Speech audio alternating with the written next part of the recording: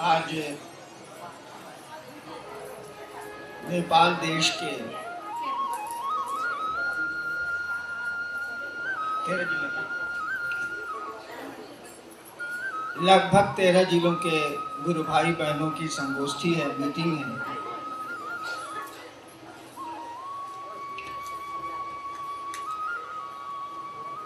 लगभग इसीलिए मैंने कहा कि 13 से ऊपर भी गए होंगे।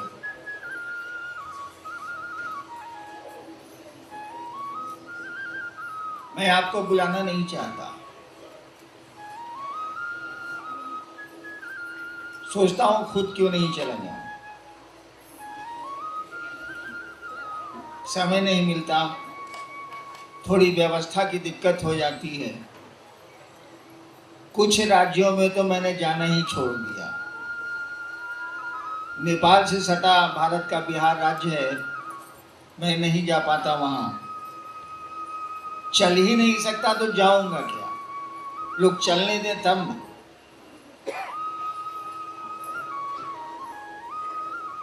आपके देश में आऊंगा तो जरूर। मैंने सोचा भी है कि आपके नेपाल के क्षेत्रों में घूम घूम के लोगों से मिलूं। थोड़ा वक्त का इंतजार करिए। आप जिस देश से आए हैं, नेपाल की धरती, वो पशुपतिनाथ की धरती,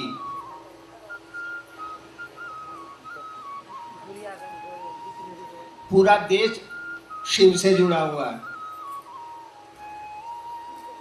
और पशुपति जो शिव का मंदिर है, वहां मैं गया हूं। वह शिव का सबसे पुराना नाम है। आज से 10,000 साल पहले जो खुदाई हुई हम लोगों के यहाँ हड़प्पा और मोहनजोदड़ो की, अब तो पाकिस्तान का क्षेत्र पड़ गया वो, उसमें जो मूर्तियां मिली हैं, उसमें जो प्रमाण मिले हैं, शिव का सबसे पहले नाम वहीं पड़ा था, पशुपति। शिव तो बाद में आया, महादेव बाद में आया। पशुपति के बाद रुद्र शब्द का प्रयोग हुआ है शिव के लिए, लेकिन सबसे पहला शब्द शिव के लिए प्रयुक्त हुआ था पशुपति। आप उस धरती से आए हैं, उस पवित्र पावन भूमि से आए हैं। मैं उस देश की बड़ी इज्जत करता हूं। आपके प्रति मेरे मन में बड़ा सम्मान है, इसीलिए कि आप उस जमीन से आते हैं, उस धरती से आते हैं जिसकी शुरुआत शिव से हुई है। और दुनिया का एकमात्र वही देश रहा है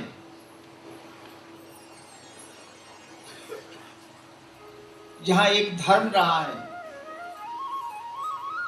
जहां शिव का बोलबाला रहा है।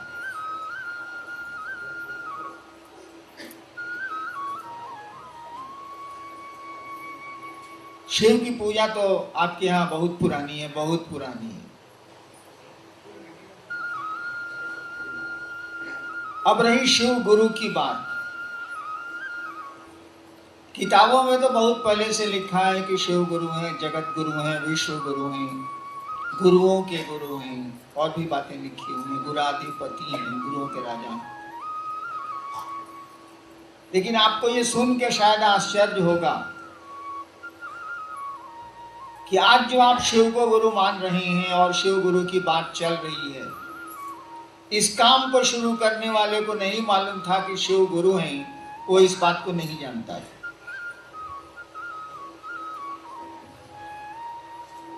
मुझको मालूम ही नहीं था कि शिव गुरु है, मैं नहीं जानता था। एक बार बिहार में एक जिला है भोजपुर, उसका शहर है आरा। वहां के श्मशान में मैं बैठा था, 1974 की बात, 1974।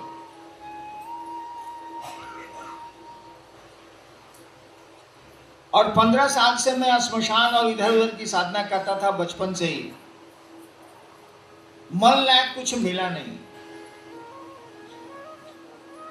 और अचानक मेरे मन में एक ख्याल आया। सोचिएगा, केवल ख्याल आया। अचानक 2 बजे रात में श्मशान में मेरे मन में ख्याल आया। उस समय मैं कानून का विद्यार्थी था, लॉ में पढ़ता था पटना विश्वविद्यालय में, कि गुरु भगवान होता है तो भगवान गुरु काहे नहीं। गुरु भगवान होता है तो भगवान गुरु काहे नहीं। और हमने भगवान को गुरु मानने को सोचा। सुना था मैंने, कुछ जानता नहीं था मैं। जैसे हम लोग भी सुनते हैं दिल्ली में कुतुब मीनार है, हो सकता है हम लोगों में बहुतों ने नहीं देखा हो, लेकिन जानते तो नहीं। उसी तरह से मैंने सुना था कि शिव को भगवान कहते हैं, और उसी समय मैंने शिव को भगवान समझ के गुरु बनाया। मुझको नहीं पता था कि शिव गुरु है, मैं नहीं जानता, लेकिन इतना तो सुना था कि शिव भगवान को कहते हैं, ईश्वर को कहते हैं, परमात्मा को कहते हैं। मेरे फादर बहुत बड़े अफसर थे, वो अक्सर मेरी माँ को बोला करते थे कि ईश्वर शिव को कहते हैं, महेश्वर शिव को कहते हैं। ये मैं सुना करता, मतलब तो मुझको था नहीं, मैं तो श्मशान का साधक था। और शिव को भगवान समझ के मैंने गुरु बना लिया। काहे के लिए गुरु बनाया? बहुत रद्दी काम के लिए मैंने गुरु बनाया। इतना रद्दी काम अमूमन आदमी का नहीं होता है। कोई बेटा मांगता है, कोई धन मांगता है, कोई सुख मांगता है। मुझको इसकी जरूरत नहीं थी, मैं कम उम्र का था तो बेटा क्यों मांगू, शादी ही नहीं हुई थी।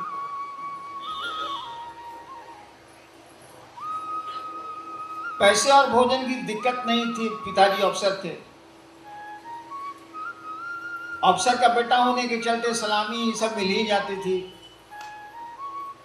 प्रतिष्ठा मिल ही जाती थी बाप के चलते। इन चीजों की मुझको तो जरूरत नहीं थी। मुझको शौक था कि मैं चमत्कार सीखूंगा, जादू टोना सीखूंगा। और इसी के लिए 15 साल सब गुरु के पीछे या घोरी के पीछे या तांत्रिक के पीछे मसान उसान में घूमते रहते थे हम, चमत्कार सीखने के लिए। बस यही सबसे रद्दी काम मुझको करना था, जो कि मेरे काम की भी चीज नहीं थी। चमत्कार सीखेंगे, नहीं सीख पाए 15 साल में, तो शिव को भगवान समझ के गुरु बना लिया। मुझको मालूम नहीं। और जब शिव को गुरु बनाया तो चुप हो गया, किसी को कुछ बोलता ही नहीं।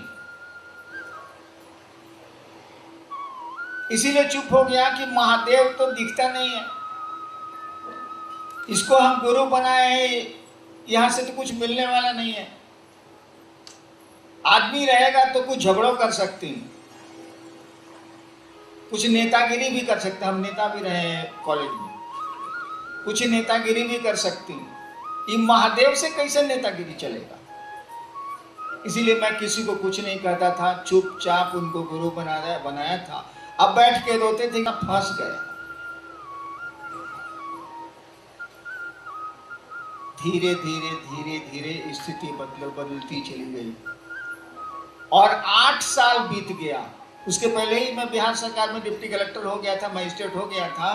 8 साल बीत गया और 8 साल में मुझको लगा कि ये गुरु है, क्योंकि मैं चमत्कार सीखने गया था, ना कोई सिखाने वाला था, ना कोई बोलने वाला था, तब भी मैं सीख गया।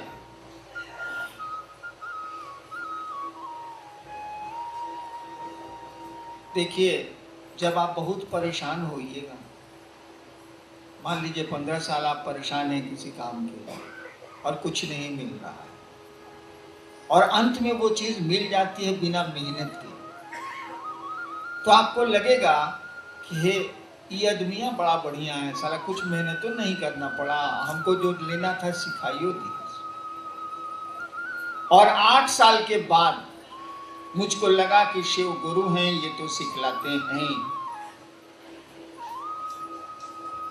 और आप ही के नेपाल का बॉर्डर का इलाका है सुपौल और मधेपुरा।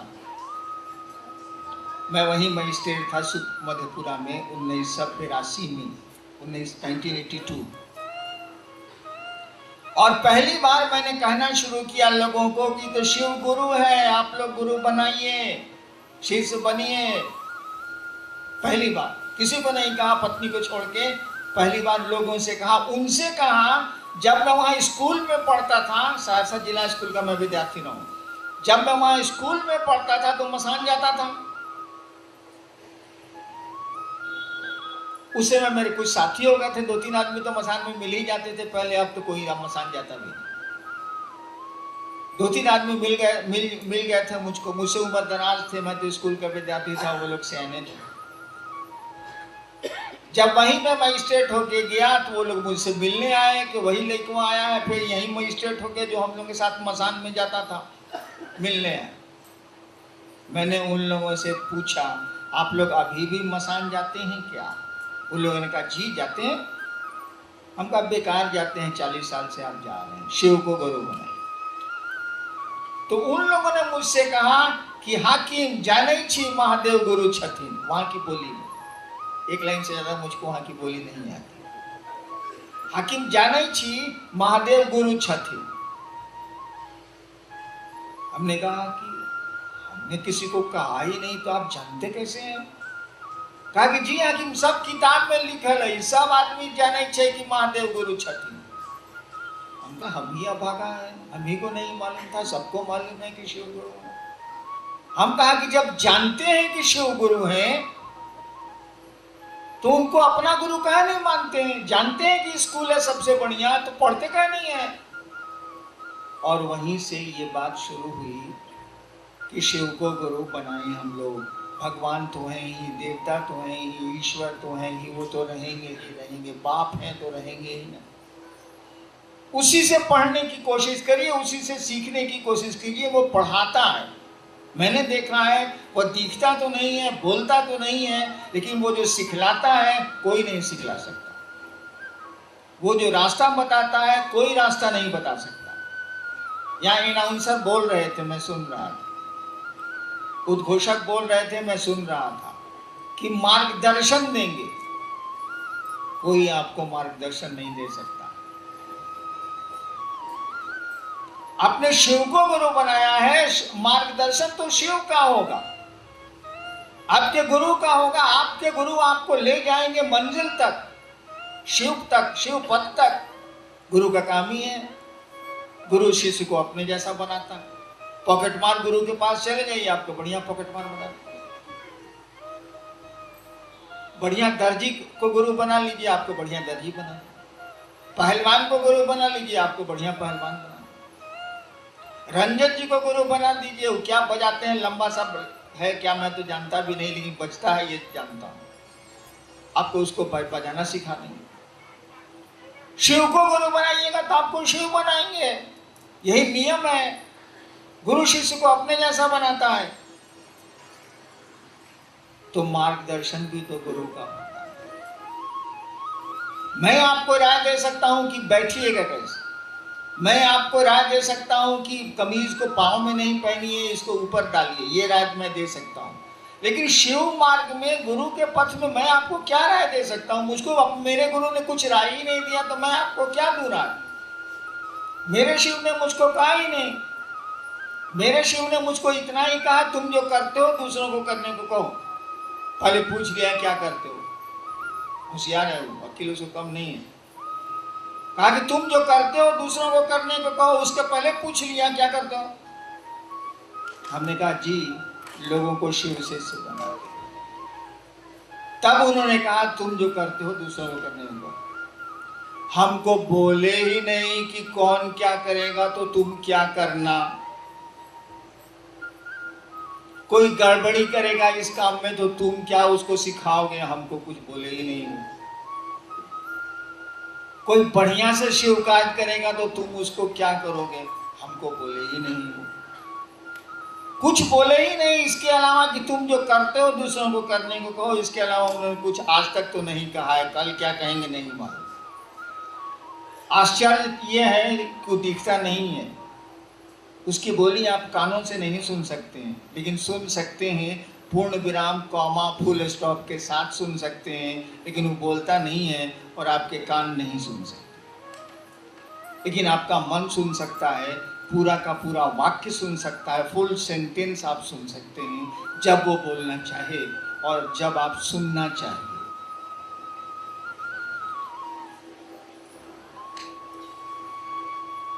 तो आप तो शिव की नगरी से आए, पूरा देश ही आपका शिव से जुड़ा हुआ है, आपको हम क्या बोलें, आपको तो हमको सिखाना चाहिए। आप उस जमीन से आते हैं जहाँ शिव का बोलबाला, उस पशुपतिनाथ की धरती से आप आते हैं। आप हमको हमारा मार्गदर्शन करिएगा कि हम आपका मार्गदर्शन करेंगे, ये तो संभव ही है। और मार्गदर्शन तो गुरु का, आपके हमारे गुरु शिव हैं, उनका न मार्गदर्शन होगा, वही न मार्गदर्शन देंगे। गुरु केवल मार्ग का दर्शन नहीं कराते हैं, रास्ते का को दिखलाते नहीं हैं। गुरु रास्ते पर चलाते हैं और चला के मंजिल तक पहुंचाते हैं। मास्टर पढ़ाता है, मास्टर पढ़ाता है विद्यार्थी को। मैं आपसे पूछ नहीं रहा, लेकिन जरा सोचिए, मास्टर विद्यार्थी को पढ़ाता है, अब विद्यार्थी फेल कर जाए तब उस मास्टर को बदलिएगा कि नहीं बदलिएगा? यानी मास्टर का काम पढ़ाना नहीं है, केवल पढ़ा के पढ़ाई का परिणाम भी दिलाना होता है उसको। रोगी का इलाज डॉक्टर करते हैं ना, डॉक्टर इलाज करते हैं।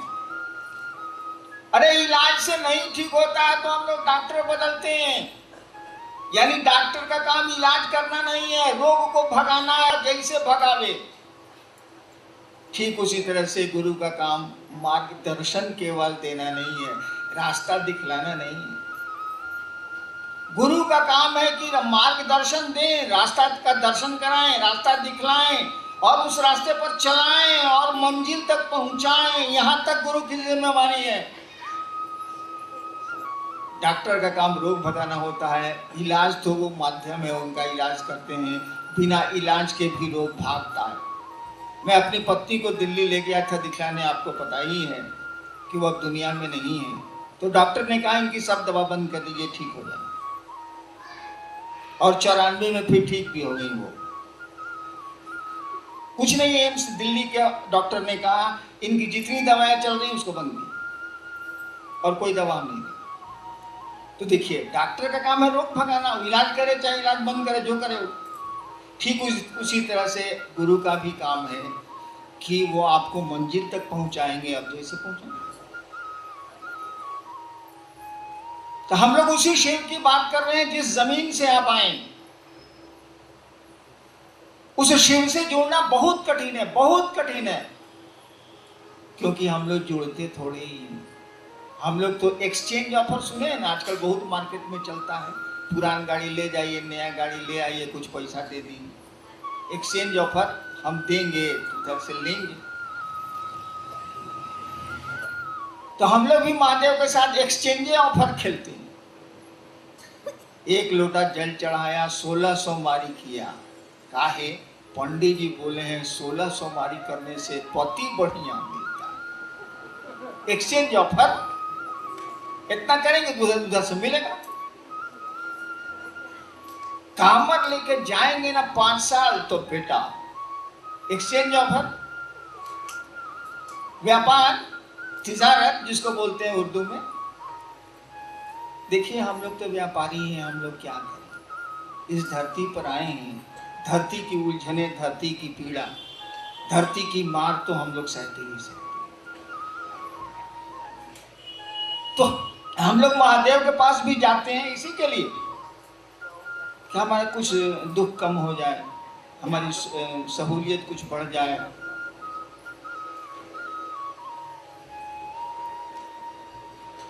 इसको प्यार थोड़े ही कहते हैं, इसको जुड़ना थोड़े ही कहते हैं।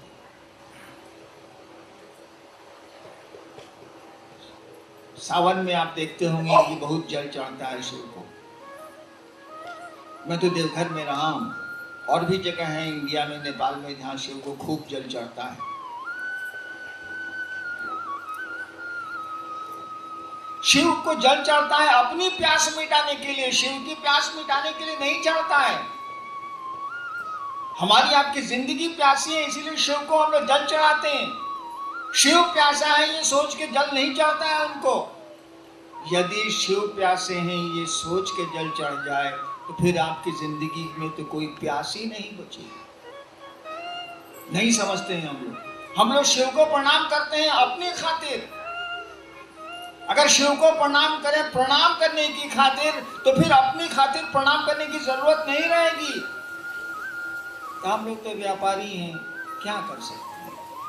हमने कहा कुछ शिव को गुरु बनाओ, वो ज्ञान देगा, बुद्धि देगा कि प्रणाम करो तो शिव को प्रणाम करो, मतलब से प्रणाम मत करो, मतलब को छिपा के रखो। मतलब है तो क्या करेंगे, कहां फेंक दें। लेकिन कम से कम महादेव के सामने तो प्रणाम करें कि सरकार आपको हम प्रणाम कर रहे हैं। तब ना वो पूछेगा काहे के लिए प्रणाम कर रहे हो यार, तो कुछ नहीं, प्रणाम करने के लिए आए हैं। अब वो खोजे कि काहे के लिए प्रणाम करने आए हैं।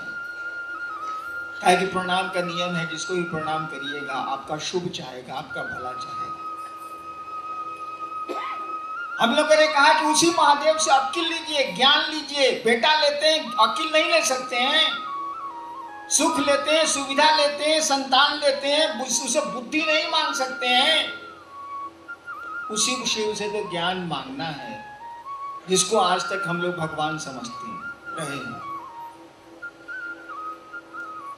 तो शिव तो वही है जिससे बेटा मांगते हैं, उससे ज्ञान भी मांग लीजिए भाई साहब। बिना ज्ञान के दुनिया में कोई काम नहीं।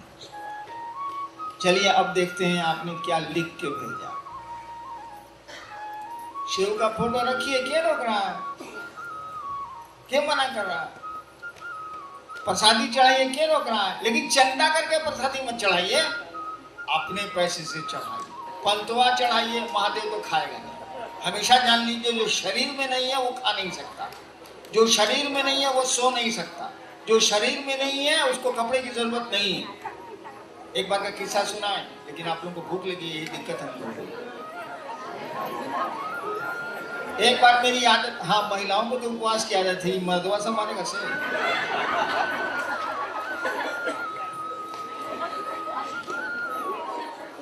मेरी आदत थी, पहले मजिस्ट्रेट था, ईमानदार मजिस्ट्रेट को तनख्वाह कितनी मिलती है, उस समय 525 रुपये मिलता था। वो 80-82 की बात। तो हमारी आदत पहले बचपन से नहीं है कि जिसको प्रसाद खिलाएंगे वो अगर नहीं खाए तो फिर नहीं खिलाएंगे। हम बचपन से इसमें जिद्दी हैं। तो जिस भगवान को हम बचपन से आज तक प्रसाद खिलाया वो खाया जरूर है। पता नहीं, हम मेरा प्रण है नहीं खाएगा नहीं खिलाएगा। तो हमने अपने रूम पूजा घर में महादेव को कहा कि देखा बुढ़ऊ, उस समय हम महादेव को बुढ़ऊ बोलते हैं। अपनी जबान है, जो मन करे सो बोलिए, बाप तो वही रहेगा, गुरु तो वही रहेगा, जो संबोधन करिए उसे क्या अंतर आता है। पत्नी को या तो उर्मिला बुलाइए, या एक इन्हें आओ ना बुलाइए, या मुन्नी के माई इन्हें आओ ना, बतवा बराबर है। तो मैं शिव को बुढ़ऊ कहता था। मैंने कहा कि बुढ़ऊ, इस बात से जिस दिन तनख्वाह मिलेगी ना, 20 रुपए का रसगुल्ला आपको चढ़ाएंगे। हर महीने तो नहीं चढ़ा सकते भाई। तो कचहरी से मैं निकलता था, कोर्ट से जीप रोकता था, वहां एक दुकान थी, पुरस्दा नाम था, पता नहीं जिंदा है कि नहीं। जीप रुकी, पुरस्दा को मालूम था कि मजिस्ट्रेट साहब आवेंगे, 20 रुपया भेजेंगे, 50 को रसगुल्ला उनको मटकुरी में दे देना, मिट्टी के बर्तन, उसका मालूम नहीं। और पब्लिक को क्या देता था हम नहीं जानते। मैं लेके आता, 2-3 महीना तक हमको याद रहा। तनख्वाह मिलती थी, शाम में जीप रोके अर्ना होटल के सामने, पैसा भेजे ड्राइवर से, उधर से भेज दिया मटकुरी, ड्राइवर जीप में रखा, डेरा चले। महादेव को खिलाए। अब बच्चा सब छोटा छोटा था, यही अन्नू मोनू जो बोल रहा था, ये लोग खाया अपना। 1 महीना में भूल गए। आदमी है, भूलता ही 20 तारीख को हमको याद पड़ा कि जा बुढ़ऊ को तो इस बार मिठाई खिले भी नहीं की।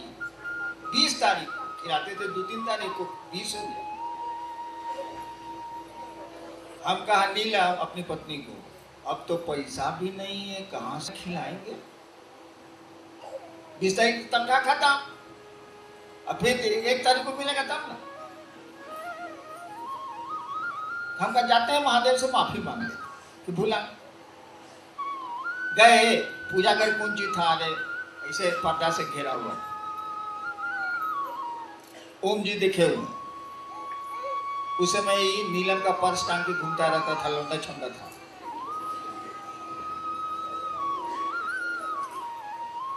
हम कहा बुढ़ऊ जा, हम तो भूला गए आपको प्रसाद खिलाना, इस बार दिमागे में नहीं रहा, अब तो पैसे नहीं है। उस समय चावल में बिछाता था और चावल पर लिखाता था। गवाह रखे हुआ हूं, ऐसा नहीं आप ही के बीच में है गवाह जो देखे हुए। उधर से लिखाया, सुनिए लाइन, छिया, मैंने क्या गंदी बात बोलते हो, छिया मुझको शरीर है जो मैं खाऊंगा बेटा। यही पंक्ति थी, छिया मुझको शरीर है जो मैं खाऊंगा बेटा। तो महादेव तो खाएगा नहीं, उसको तो शरीर नहीं है। ये हमारे आपके भाव हैं और गलत नहीं है, सही भाव हैं। लेकिन जो अब आपकी चर्चा में आया है 50 आदमी, उसको तो तृप्त करिएगा ना भाई साहब। तो इलायची दाना से तृप्त होगा। बड़का बड़का आइटम बम रखिए, रसगुल्ला रखिए, सुंदर सुंदर गरम गरम जिलेबी रखिए, दूध सब गुरु भाई को दीजिए। अगले बार पूछेगा जी कहिया आवेला है फिर, तब आपको बुलाने की जरूरत नहीं पड़ेगी। अपने पूछ के जाएगा भाई जी, ए गुरु भाई फिर कहिया चर्चा है जरा बताइएगा। मैं प्रसाद चढ़ाने के लिए क्यों मना करूंगा भाई साहब, मैं फोटो रखने के लिए क्यों मना करूंगा भाई साहब।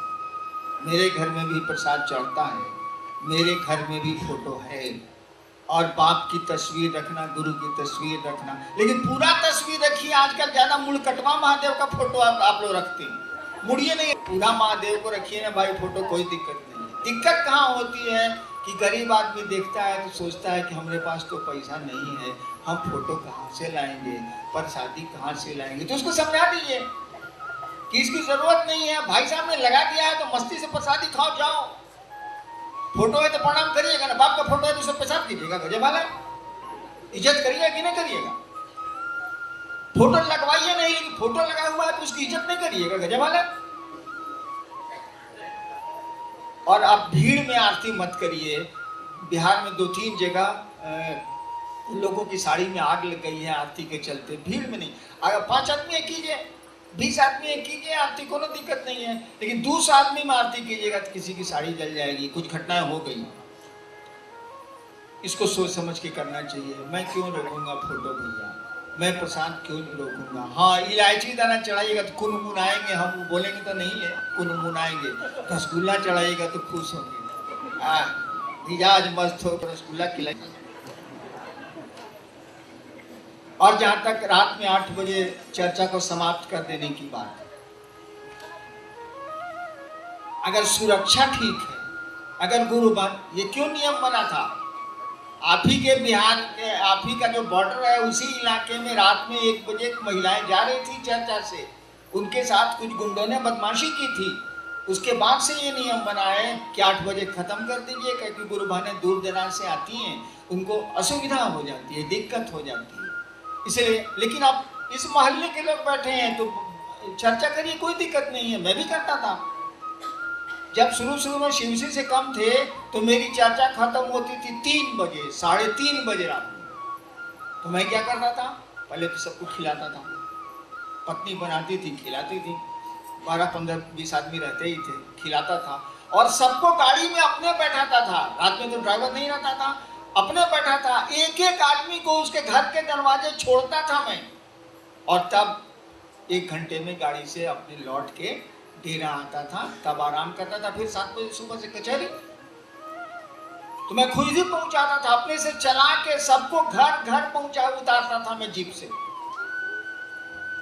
अगर सुरक्षा ठीक है आप करिए, हमको क्या दिक्कत। लेकिन रोज 2 बजे रात तक झलकुट्टन कीजिएगा तो दूसरे दिन बच्चे को कौन देखेगा, उसके खाना कौन बनाएगा, आप ऑफिस दुकान कैसे करिएगा, सो बता दीजिए। क्योंकि रोज रात में 2:30 बज रहा है। आखिर हम लोग के तरह निशाचर तो नहीं है, रात को हम जगह रहते हैं, ऐसा तो नहीं है। सामान्य आदमी है बेचारा, वो सोता है 11 बजे तक, फिर सुबह उठता है, उसको अपना काम भी है। हम लोग तो निशाचर है। बैठिए मेरे साथ, कोई दिक्कत नहीं है। 15 साल मसाने में रहे हैं तो हमको सोने की तो जरूरत नहीं है। लेकिन आपको तो सोने की जरूरत है, आपको तो और काम भी है ना। और एक दिन का रहे तो ठीक है।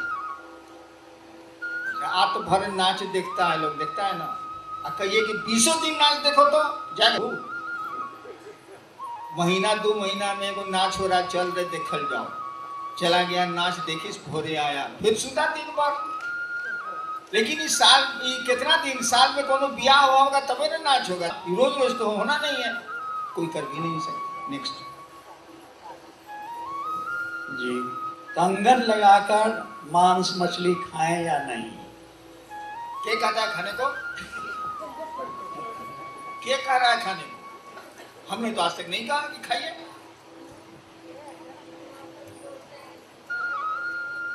ना, आप मत खाइए। लेकिन खाने वाले को रोकते क्या है भाई साहब? जो नहीं खाता उसको खाने के लिए मत कहिए, मैं मत खाइए। लेकिन जो खाता है उसको रोकते क्यों है? देखिए, हमेशा याद रखिएगा, हम लोग गुरु नहीं है, हम लोगों के गुरु शिव हैं। जो जगत का गुरु है, समुद्र का मछुआरा भी उसको गुरु बनाएगा, मछली पर जीने वाले लोग भी उसको गुरु बनाएंगे, जंगली जानवरों को मार करके खाने वाले जंगलों के आदिवासी भी उसको गुरु बनाएंगे। ऐसा नहीं है कि साग वालों का है वो, ऐसा भी नहीं है कि मांस खाने वालों का है वो तो सबका है। उसको गुरु बनाने के लिए कोई नियम आप बना नहीं सकते। और वही नियम नहीं, ये खाने पीने का ही नियम नहीं। लोग कहता है ना, विश्वास हो तो आओ, श्रद्धा हो तो आओ, समर्पण हो तो आओ। ये भी नहीं कर सकते हैं हम लोग। जिसको श्रद्धा और विश्वास नहीं है महादेव पर, महादेव को गुरु नहीं मानेगा। अरे वाह, अगर कोई कहे कि हमको महादेव पर कोई श्रद्धा नहीं है तो उसको रोक दीजिएगा शिव को गुरु मानने के लिए। कैसे रोक दीजिएगा? वो तो जगत गुरु है। आदमी जिस स्तर का है शिव को गुरु मान सकता है। वहां कोई वर्जना नहीं लगेगी। तो वर्जना का मानी पूछते हैं खाली खाना पीना, कि भावनात्मक वर्जनाएं भी वर्जनाएं हैं भाई साहब। किसी को महादेव के प्रति कोई श्रद्धा नहीं है, वो कहता है कि हम शिव को गुरु मानेंगे, जांचेंगे कि शिव गुरु है कि नहीं, रोक दीजिएगा। अरे उस आदमी के पास नहीं है श्रद्धा तो क्या करेगा? किसी आदमी के पास विश्वास नहीं है तो क्या करेगा? है हमको विश्वास। अरे 2 मिनट के लिए मेहरारू दूसरे मर्द से बतियाने लगती है, मर्दवा का मुंह फूल जाता नहीं। जिसके साथ 30 साल रहे हैं उस पर आपको विश्वास नहीं है, महादेव पर विश्वास होगा? बोले आप भरी भाषा, हम होगा ही नहीं। अब कोई कहता हमको विश्वास नहीं, मुझको तो विश्वास नहीं था, महादेव को गुरु माने थे, तुमको नहीं था, लिखा हुआ शिष्यानुभूति में।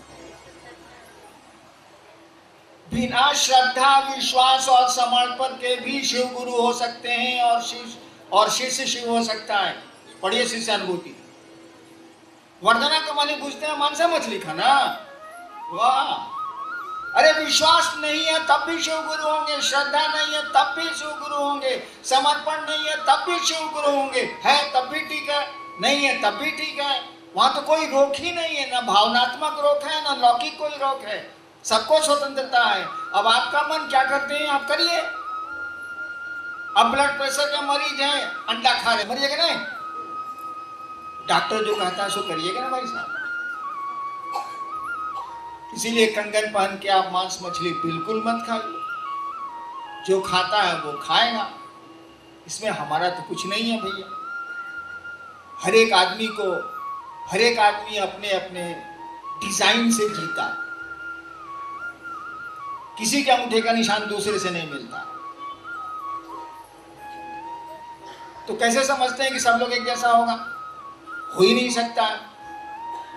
शिव से जुड़ेगा तो एक जैसा होगा, वो भी शिव मार्ग में एक जैसा होगा, बाकी वो उसका अपने डिजाइन चलेगा। एक भाई साहब ने खिसिया गए थे, तो उसका स्वभाव है गुस्साता है वो। कोई आदमी को कितना हो मारिए गुस्से में नहीं करेगा वो। देखो हरहरवा सांप है, वो गुस्से में नहीं करेगा। गेहूं सांप है, फाय से मारेगा। तो हर एक आदमी का अपना, मुझको तो कोई गुस्सा नहीं आता, नहीं आता, नहीं आता। कोई भाई साहब को गुस्सा आता है, खराब बात थोड़ी है। उस बेचारे को माइक नहीं दिएगा तो बिगड़ेगा नहीं हो, ठीक बिगड़ा हो, कह नहीं दीजिएगा उसको माइक। हाँ चलिए और कुछ। शिव गुरु चर्चा स्थल पर फोटो लगाकर पूजा किया जाए या नहीं? ये तो हो ही गया भैया। पूजा कौन सी करिएगा? पूजा तो गुरु सिखलाते हैं, पहले गुरु के पास जाइए, सीख लीजिए तो पूजा होगी। अगला है कि नमः शिवाय गुरु को प्रणाम के लिए 108 दाना रुद्राक्ष का माला क्या अनिवार्य है?